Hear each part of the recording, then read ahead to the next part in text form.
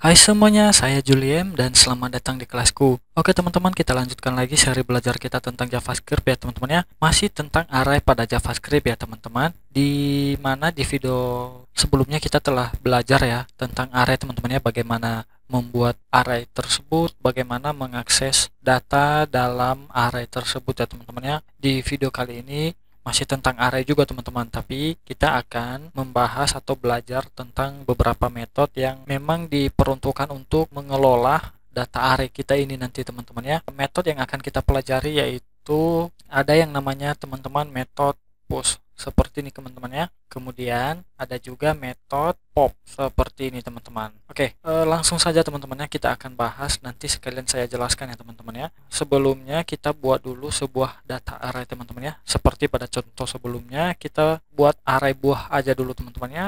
Let di sini saya punya variabel buah ya, yang isinya misalnya apel ya teman-teman ya. Kemudian harusnya koma ya. Kemudian ada anggur ya. Kemudian ada semangka. Kemudian ada koma teman-teman ya. Kemudian ada nanas seperti ini ya. Dan kita coba konsol log buahnya teman-teman ya. Kita keluarkan data buahnya, konsol log buah. Oke, kemudian save ya. Nah, kita bisa lihat di konsol browser kita teman-teman ya, data arraynya sudah muncul teman-teman ya. Nah, ada 4 ya, ada apel, anggur, semangka, dan nanas teman-teman. Oke, sebelum kita masuk ke push dan pop teman-teman, ada satu hal yang ingin saya sampaikan ke teman-teman ya.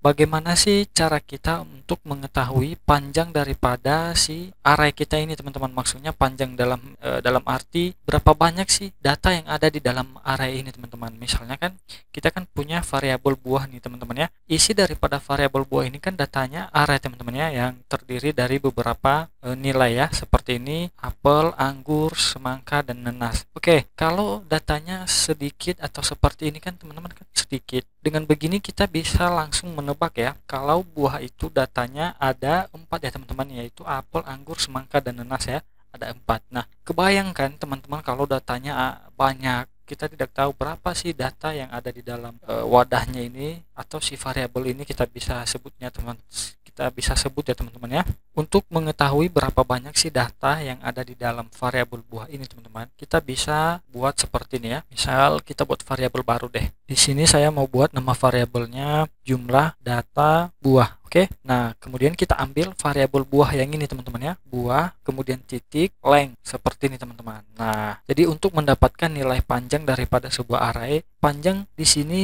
kita artikan banyaknya data arraynya teman-teman ya, banyaknya data arraynya. Kemudian begini saja teman-teman. Nah, coba kita konsol si jumlah data buah ini teman-teman ya. Nah, begini ya. Kemudian kita save dan kita lihat hasilnya di browser. Nah, 4 ya teman-teman ya. Nah, sesuai ya teman-teman ya. Si buah ini memang datanya cuma 4 ya teman-teman. Apel 1, anggur ya, semangka, dan nanas. Jadi ada 4 teman-teman. Seperti inilah jika teman-teman ingin mengetahui jumlah data yang ada di dalam sebuah array tersebut teman-teman ya. Kita bisa menggunakan yang namanya keyword length ini teman-teman ya.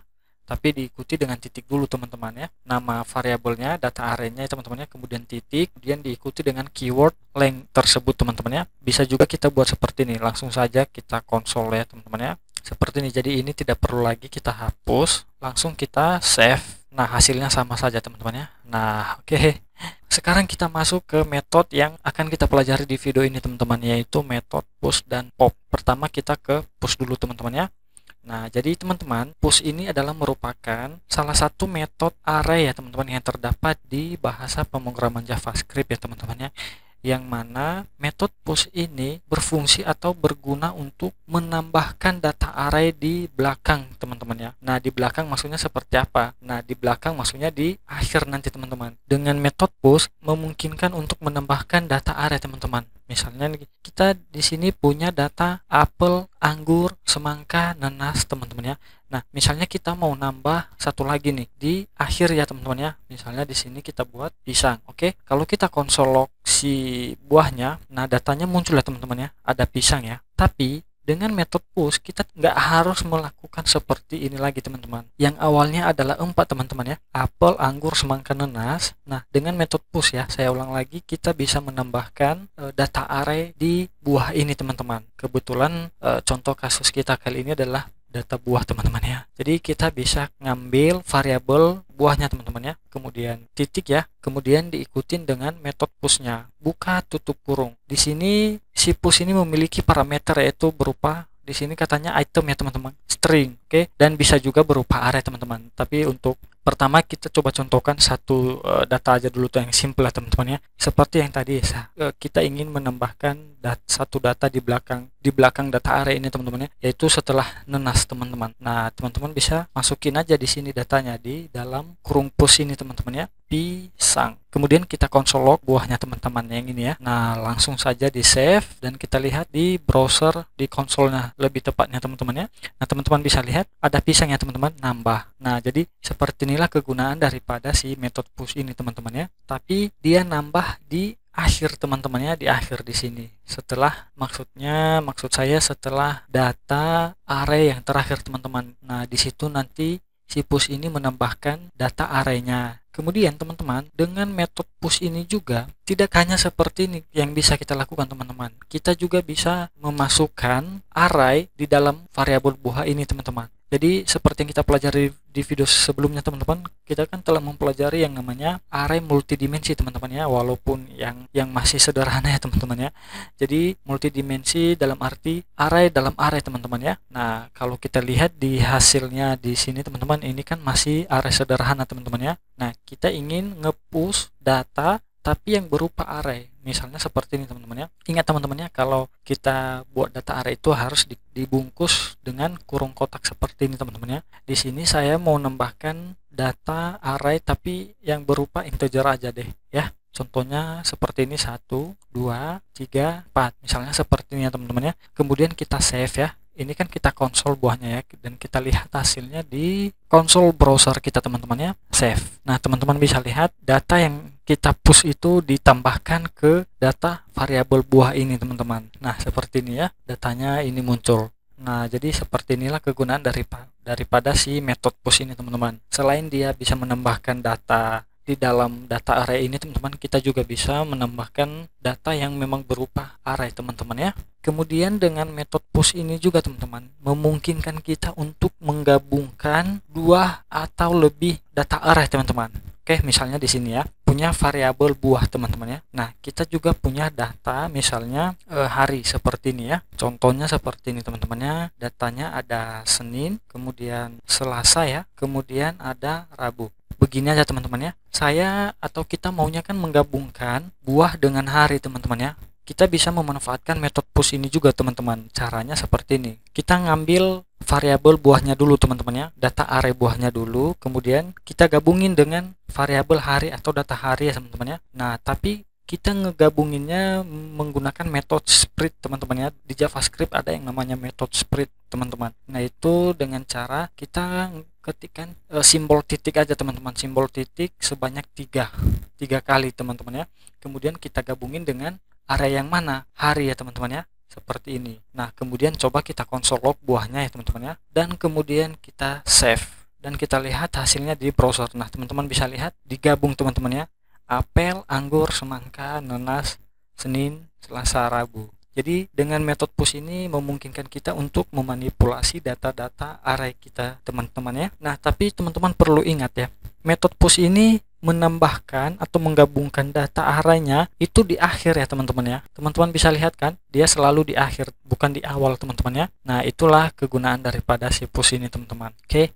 Nah, sekarang kita masuk ke dalam, sekarang kita masuk metode berikutnya teman-teman, yaitu metode pop. Metode pop ini teman-teman kebalikan daripada metode push yang tadi yang barusan kita pelajari teman-teman ya. Kalau teman-teman paham ya tadi ya, jadi si metode push ini kan dia berguna atau berfungsi untuk menambahkan data ya teman-teman ya. Nah, sedangkan metode pop ini kebalikan daripada si push itu teman-teman, yaitu menghapus data di dalam sebuah array teman-teman ya, data array tadi. Nah, tapi seperti push tadi, dia akan mengambil data yang di akhir teman-teman. Misal di sini kita punya variabel buah teman-teman ya, yang buah ini kan menampung sebuah data array yang di dalamnya ada apel, anggur, semangka, dan nanas teman-teman ya. Kemudian kita pop si buahnya teman-teman ya. Oke, di sini bisa kita ketik buah titik, kemudian nama metodenya yaitu pop ya, buka tutup kurung. Seperti ini aja teman-teman ya. Kemudian kita konsol ya buahnya dan kita save, kemudian kita lihat hasilnya di konsol browser kita. Teman-teman lihat yang muncul itu adalah apple, anggur, semangka, sedangkan nanasnya tidak ada ya teman-teman ya. Nah, jadi inilah fungsi atau kegunaan daripada metode pop ini teman-teman. Dia menghilangkan atau ngedelete ya, ngehapus satu data, tapi datanya di akhir teman-teman, yang di akhir atau yang di belakang teman-teman ya. Oh ya teman-teman, memang ada satu lagi sih keyword yang memang bisa kita gunakan untuk menghapus data dalam array teman-teman ya, yaitu delete. Delete seperti ini teman-teman ya. Sama seperti si pop ya teman-teman, gunanya untuk menghapus data di dalam array teman-teman ya. Bedanya kalau delete ini dia tidak mengambil data yang paling akhir teman-teman, tapi kita bisa menentukan indeks yang keberapa yang ingin dihapus teman-teman. Misalnya di sini ya, ini kita komentarkan dulu ya, kita save. Nah, kita lihat hasilnya normal ya teman-teman ya, apel, anggur, semangka, nanas ya teman-teman. Dengan menggunakan keyword delete seperti ini teman-teman, kita ketik delete ya, kemudian data arraynya yaitu buah ya teman-teman ya, kemudian kita masukin indeksnya teman-teman.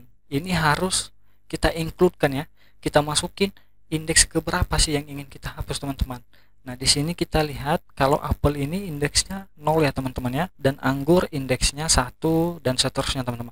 Misal nih kita mau ngapus anggur teman-teman ya, dan kita lihat di sini anggurnya itu nomor indeksnya adalah 1, maka di sini kita masukin 1 teman-teman ya. Kemudian kita save ya. Nah, teman-teman bisa lihat si anggurnya tidak muncul lagi teman-teman ya. Apel, semangka, nanas. Kemudian ada lagi perbedaan antara delete dan pop ya teman-teman ya. Di sini saya akan mau nunjukin nih, teman-teman bisa lihat nanti. Di sini saya mau nyimpan dalam variabel lah, let pop ya seperti ini. Kemudian di sini saya mau nyimpan dalam variabel delete sama dengan ini teman-teman ya. Nah, ini kita konsol pop, yang ini delete ya, sesuai nama variabelnya. Coba kita save aja dulu apakah berhasil atau tidak teman-teman ya. Karena kita menggunakan delete juga ini teman-teman. Coba kita save. Nah, ternyata tidak bisa teman-teman delete. Harus kita ganti ya nama variabelnya, misalnya del, seperti ini aja deh. Seperti ini aja deh. Oke. Del. Seperti ini, kemudian kita save. Oh, nggak bisa juga ya teman-teman. Ternyata nggak bisa. Bagaimana ya? Atau begini deh. Langsung saja kita konsol seperti ini teman-teman. Coba kita buat seperti ini, apakah bisa? Oke, ini kita komentarkan dulu. Kemudian kita save. Nggak bisa juga ya. Atau harus satu-satu ya. Coba kita buat seperti ini, kemudian kita save ya. Nanas. Kalau kita buat di sini, maaf, harusnya seperti ini teman-teman ya. Nah, kita coba seperti ini. Oke, teman-teman, begini deh, begini aja ya. Nah, kita menggunakan metode pop ya teman-teman ya. Kita lihat metode pop ini dia menghapus data yang terakhir teman-teman ya, setelah semangka, yaitu nanas ya, karena ini adalah data yang terakhir teman-teman ya. Kemudian dengan metode pop ini juga dia akan mengembalikan nilai atau panjang daripada data arraynya itu sesuai dengan data aslinya teman-teman ya. Di sini kan lengthnya 3 teman-teman ya, atau banyak karakternya, yang tadinya 4 menjadi 3. Kenapa? Karena kita sudah ngehapus datanya teman-teman ya dengan metode si pop ini teman-teman. Teman-teman perhatikan ya, ini kalau kita menggunakan metode pop ya teman-teman ya. Nah, sekarang kita coba menggunakan metode keyword delete ini teman-teman ya. Nah, seperti ini, kemudian kita save. Oke, kita lihat. Nah, teman-teman bisa lihat panjang karakter yang panjang data array yang dikembalikan atau banyaknya data ya teman-teman ya, yaitu 4.